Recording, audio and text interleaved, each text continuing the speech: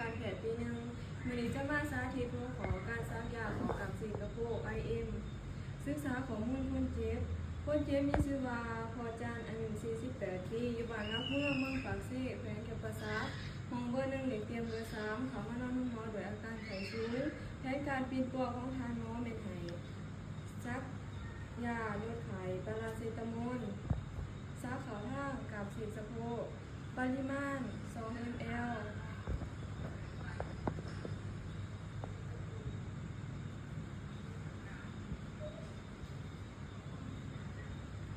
สบายดีขอโทษด้วยพ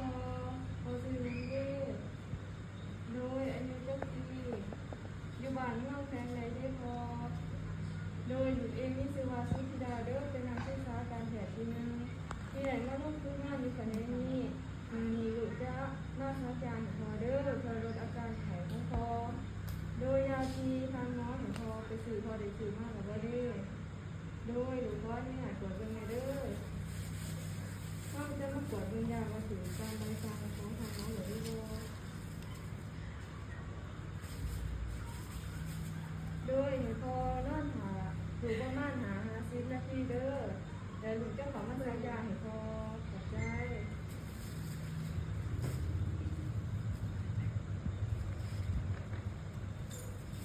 หลังจากที่ได้ยาจากคนเจ็บมาแล้วเราจะมาคำนวณปริมาณยาที่จะซักให้ถือตอบตามแผนการเป็นตัวของทานหมอ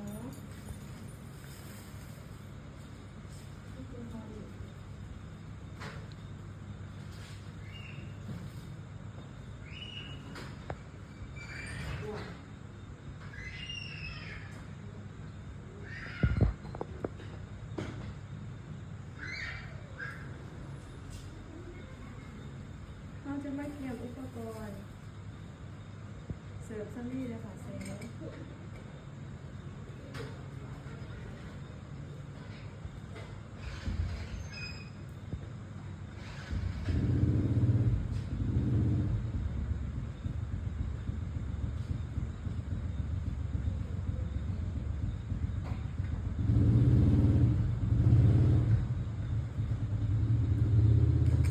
เพื่อนที่เหลือแม่ท่าจะดีแม่ท่าที่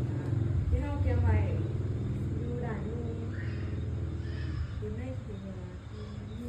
จอมตัวเราจะมากวดเบิ่งวันที่ยาซื้อมาถึง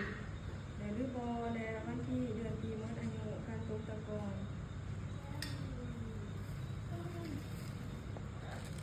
กวดเบิ่งเทียมถือขนาดวันที่เดือนปีมดอายุเทียมดูดเปอร์เซ็นต์เดียวกัน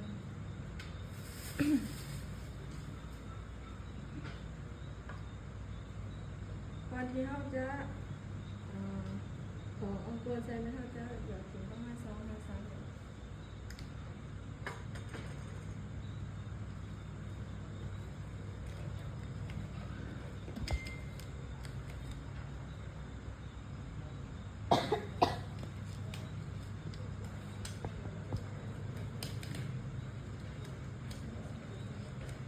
เราจะมาสังเกตเบื้องหลอดยาว่ามีหนังอยู่ทั้งข้อหลอดยาหรือว่าหนังยาหรือทั้งข้อหลอดยาถามว่ามีเขาจะหยุดโรคเนาะแต่จะเอาน้ำมันด้วยซัมมี่จูนอังโกน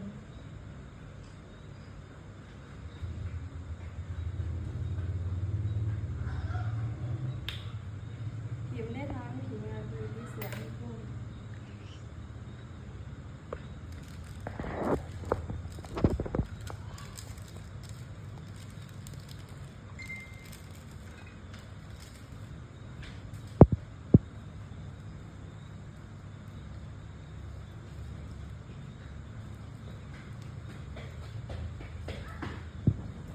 เราจะมายันหัวเข็ม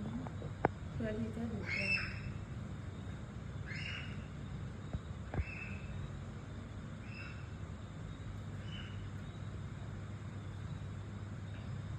ในการดูดยาเขาจะบ่ให้ปลายเข็มสัมผัสกับขอบหลอดยาครับการนอก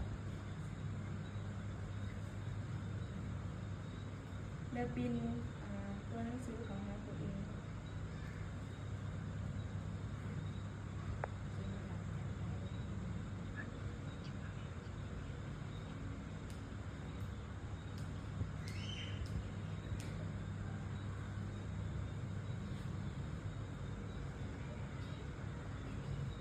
อนที่เขาจะถิ่มเบิ่งตัวอย่างว่าถือตามใบสัญญาของทางเขาหรือบ่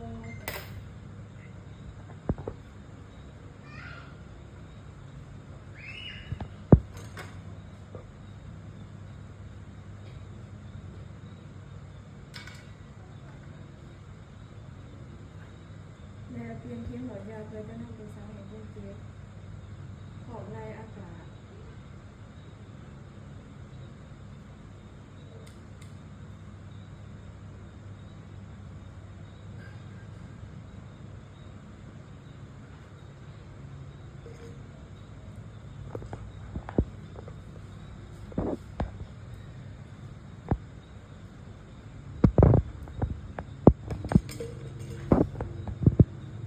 เขาเตรียมอุปกรณ์ครบแล้วเขาจะมากวด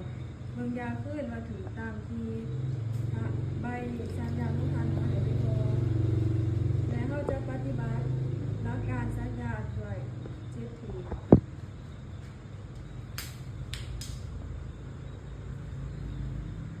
โดยพอหนูจะสัญญาให้พอแล้วเด้อแก้สภาพแวดล้อมเปิดไฟให้มีแสงสว่างที่เพียงพอปิดผาตั้งโดยให้พอนอนเหนียวด้วยพอหยาด้วยพอเด้อเขาจะเปิดเฉพาะบอลที่เขาจะซักเนี่ยในการซักเขาจะแบ่งบทออกเป็น4 ส่วนเขาจะแบ่งด่านครึ่งก็คือกระดูก ADF หากระดูกเซคัมด่านในเขาจะแบ่งแต่กระดูกเซคัมหากระดูกคอกซี่ด่านลูกเขาจะแบ่งแต่ห้อยพับก้นหากระดูกกกขาด่านนอกแม่นเขาจะแบ่งแต่กระดูก ADF หากระดูกกกขาและเขาจะซัก1/4ด่านเครื่องบวยนอก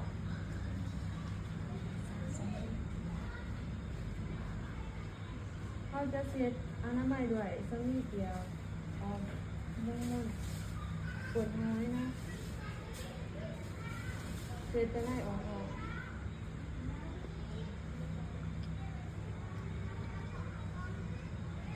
เขาจะใส่มือที่บอธนัดเขาจะใส่มือที่บอธนัดหน้าปวดหน้าและโยกขึ้นน้อยนึงเขาจะว่างมือในมุม60 องศาและซักมุม90ในการซักเมนเขาจะปฏิบัติซักไว้ปล่อยซาถอดไว้โดยลูกจะซักให้ด้วยพอบอกให้พอเก่งเด้อเขาจะมาทดสอบเบิ่งว่าเขาซักถือความเสี่ยงหรือบ่โดยการดึงแกนแสลงขึ้นเล็กน้อยถามว่าบ่มีเลือดแน่นเข้าสามารถบีบน้ำยาหรือว่าซักลงได้เลยเนาะ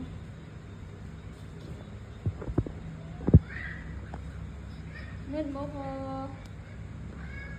บ่เก่งก็พอเด้อเขาจะคอยป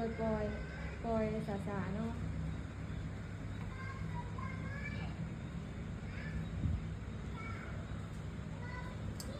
เดี๋ยวเด้อพอเด้อ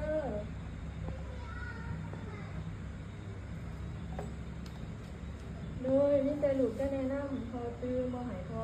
เฮียนกาวบริเวณที่ถูกซักยาให้เด้อย่านหนีพ้นขาเที่ยงให้พอห่วงนอนได้เด้อโดยพอได้เลยพอ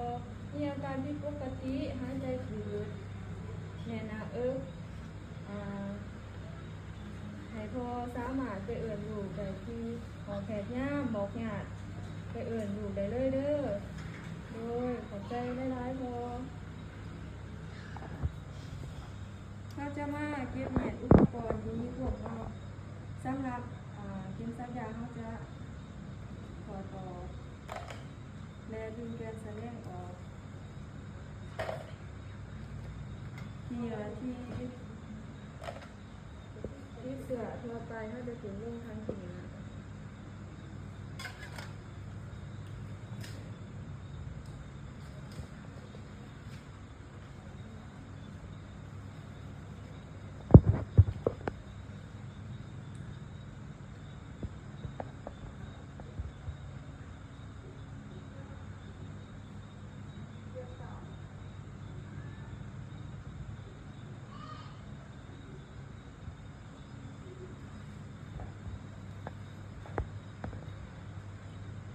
จะมาบันทึกพอจันทร์อายุ 48 ปีอยู่บ้านรักเมื่อมุกกะเซกแขวงจำปาสักในวันที่ 2 เดือน 7 2016 เวลา 8 โมงเช้า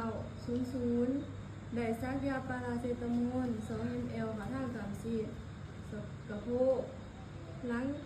ลังจากซักได้15 นาทีได้ติดตามอาการของคนเจ็บบ่มีอาการแพ้บ่เป็นพื้นหายใจได้สะดวกสบาย